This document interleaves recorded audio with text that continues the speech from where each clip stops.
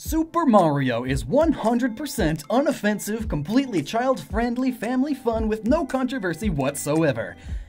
Right? Oh, right. Birdo. Oh boy, well, a good number of you may already know that while Birdo may be pink and have a big bow and eyelashes and a big old diamond ring, Birdo is actually a... Oh God, why are you hesitating? Do you not want to offend anyone? Well, here. Hello everyone, here's your trigger warning. Stop caring so much about this in either direction. You have more things to worry about than the pronouns used when referring to a fictional character, or the sexual organs of a fictional character in a children's video game that wasn't even intended to have this character in the first place. And be sure to hit that dislike button on the way out, because that helps with YouTube promoting this video the same amount that likes do. Same with comments. The worst thing you can do to a video's analytics is leave it the alone. There you go, Logston. Now that the butthurt folks are out, we can have a real, mature, adult conversation about the chromosomes within the DNA of a pink dinosaur in a kid's game that eggs out of its nose. What is the world coming to? Thanks, Maxill. So here is Birdo, or Ostro. Yeah! So, Super Mario Bros. 2 wasn't even going to be a Mario game to begin with, it was Doki Doki Panic, but for the West, Nintendo decided to reskin it as a new Mario game, since the actual Super Mario Bros. 2 was too hard for us dumb Westerners. Though, the only things really reskinned in Doki Doki Panic were the characters, the main characters, that is. So all of these new enemies that were in Doki Doki Panic were not initially planned to be Mario enemies, but it just ended up kind of becoming that way.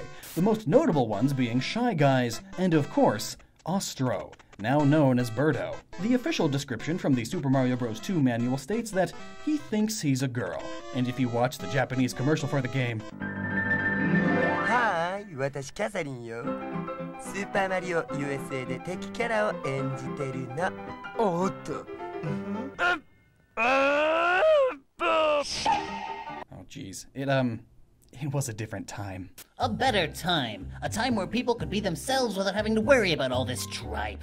People like this actually exist, you know, minus the whole pink dinosaur part. But as soon as they get any representation in a game that they're always desperately crying for, it's deemed offensive by people most often than not even in that demographic. It should be noted that sex humor is popular in Japan, especially non-traditional sex humor. It's used in anime all the time. Oftentimes, the more flaming a character is, the more humorous. Or, that makes it sound kind of bad.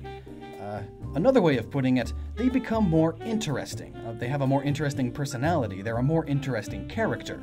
Much like the over-the-top racially stereotypical characters in Punch-Out!, another Japanese game. They are very racially stereotypical, and people love them all for it, especially in Japan. It was handled with such tact and love for the different cultures that the only people it offends are the people actually looking to be offended. And maybe this still all seems messed up to you, at least a bit, and sure, I understand where you're coming from. We have different cultural values and such, but right now there are other cultures you should probably focus more on. Jeez, this video got dark and political. The manual also mentions that Ostro would rather be called Birdetta, and then Ostro's next appearance has her referred to as Birdo, which is close. Birdetta may have been a slight translation mistake.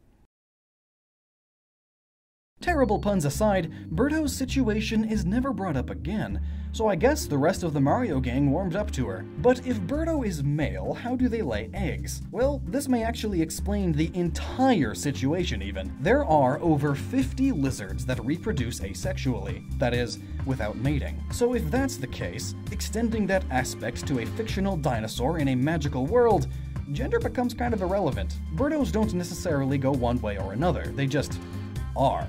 More power to him. Reproducing asexually is actually extremely beneficial to those lizards. Oftentimes, finding a mate can be tricky, especially if it's a species that, features cannibalism. Finding a mate is a game of Russian roulette. You can either get laid and make babies, or get laid out on a platter with an apple in your mouth. And this, theoretically, wouldn't even make Birdo the only asexual in Super Mario. I have this video here about a theory that Bowser is asexual as well. Bowser is Bowser Jr.'s mom and dad. And since some consider this trans cover-up by Nintendo to be censorship, here is a video about Nintendo's sexy censorship. Fun stuff. Well then, until next time, remember to never stop using that noggin, and please be respectful in the comments. That's all this world really needs. More respect and more moderation. And more skeletons.